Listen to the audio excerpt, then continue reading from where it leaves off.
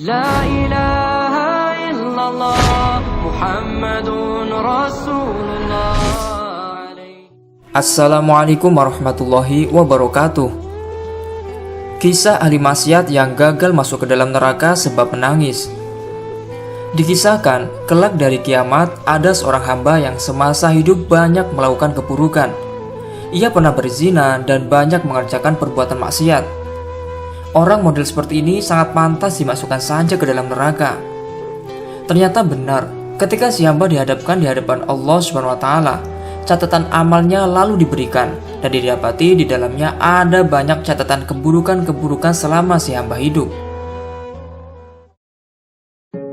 Melihat banyaknya keburukan-keburukan itu, si hamba kemudian protes.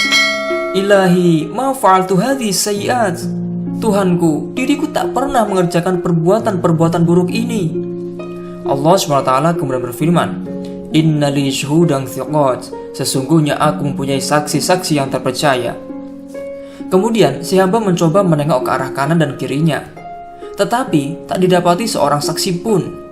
Si hamba lalu bertanya lagi, Ya Rabbi, aina syahid? Ya Rob, di mana saksinya? Di mana saksinya?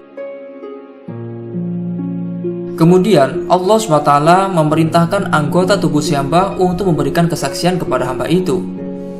Dan benar saja, atas izin Allah, kedua telinga si hamba berkata, Sungguh kami telah mendengar dan mengetahui bahwa ia benar-benar sudah melakukannya.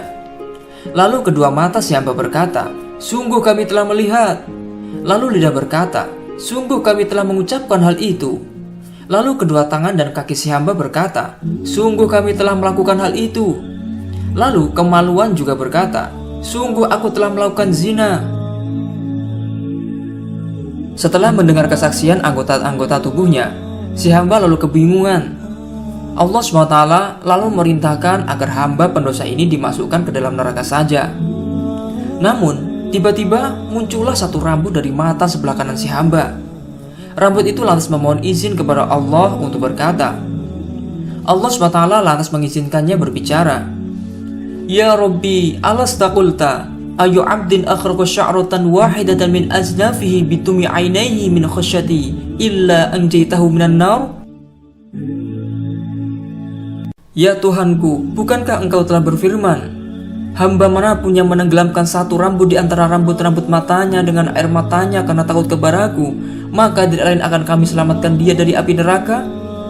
Allah SWT kemudian menjawab, Bala, benar.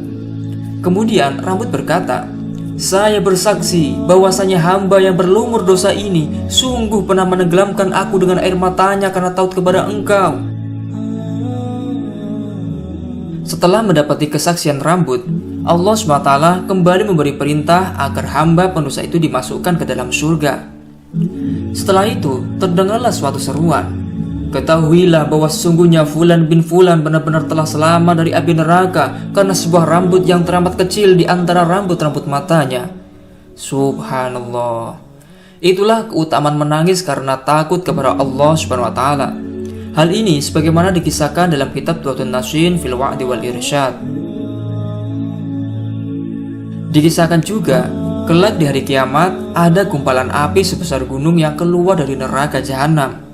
Api itu kemudian menuju ke arah umat Nabi Muhammad SAW. Maka Nabi Muhammad SAW lalu berusaha menolak api itu, namun gagal. Nabi lantas memanggil malaikat Jibril.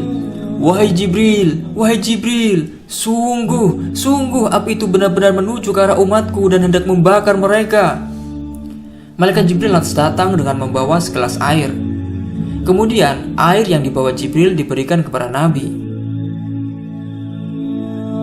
Malaikat Jibril lantas berkata kepada Rasulullah, Ya Rasulullah, ambillah air ini dan percikkan kepada api itu.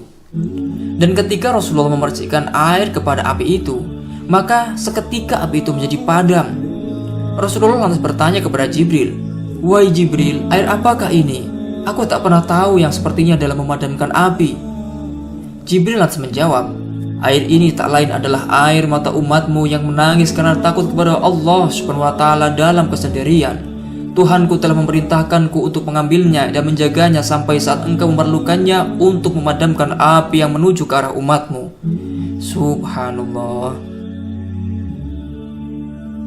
Dikisahkan juga, dahulu saat Nabi Adam alaihissalam telah turun dari surga, maka ia lantas menangis selama 300 tahun lamanya. Nabi Adam alaihissalam juga tak pernah menengadahkan kepalanya ke langit sebab merasa malu kepada Allah SWT. Nabi Adam bersujud di atas sebuah gunung di India. Sekali sujud selama 100 tahun, sembari menangis hingga air matanya mengalir ke lembah Sarandib. Dari air mata Nabi Adam itu, Allah SWT kemudian menumbuhkan pohon darasini atau pohon kayu manis dan cengkih di lembah itu. Ada pula burung-burung yang meminum air mata Nabi Adam alaihissalam. Saking nikmatnya, burung-burung itu sampai berkata, "Kami tak pernah meminum minuman sehebat ini." Mendengar perkataan burung itu, Nabi Adam alaihissalam menyangka bahwa burung itu telah menghinanya atas pelanggarannya.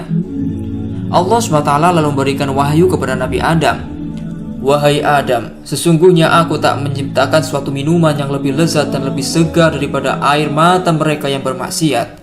Subhanallah. Dikisahkan juga, dahulu Robba al-Abashi pernah membeli seorang budak kecil berkulit hitam dengan harga 4 dinar. Budak itu berasa aneh. Budak kecil itu tak mau tidur dan juga tidak membiarkan tuannya tidur. Ketika malam sudah kelam, Robba al-Abashi berkata kepada budaknya, "Hai nak, kenapa kamu tak mau tidur dan tidak membiarkan kami tidur?" Budak kecil itu langsung menjawab, "Tuan, apabila malam telah kelam, maka aku ingat betapa gelapnya kubur dan betapa kulitannya neraka jahanam, sehingga terbanglah keinginanku untuk tidur. Sedangkan apabila aku mengingat surga dan kenikmatan di sana, maka semakin bertambahlah rasa rinduku. Maka bagaimanakah aku bisa tidur, wahai tuanku?" Mendengar jawaban luar biasa itu, lantas Robba al-Abashi seketika pingsan. Setelah ia bangun dan sadar dari pingsannya, Robba al-Abashi berkata kepada budaknya, "Hai nak, orang sepertiku tidak pantas memiliki orang sepertimu. Pergilah, pergilah, kamu sekarang merdeka demi keriduan Allah SWT." Ya Allah. Begitu besarnya keutamaan menangis karena takut kepada Allah SWT. Maha suci Allah atas segala limpahan rahmatnya. Dari kisah ini bisa kita ambil pelajaran bahwa amal perbuatan kita selama hidup di dunia kelak akan dimintai pertanggungjawabannya. Anggota badan kita akan menjadi saksi saat hari pengadilan tiba. Tangisan karena takut kepada Allah di dunia akan menjadi rahmat ketika di akhirat. Allah benar-benar zat yang maha pengampun, pengasih dan penyayang. Semoga kisah ini bermanfaat. Wallahu a'lamu bishawab.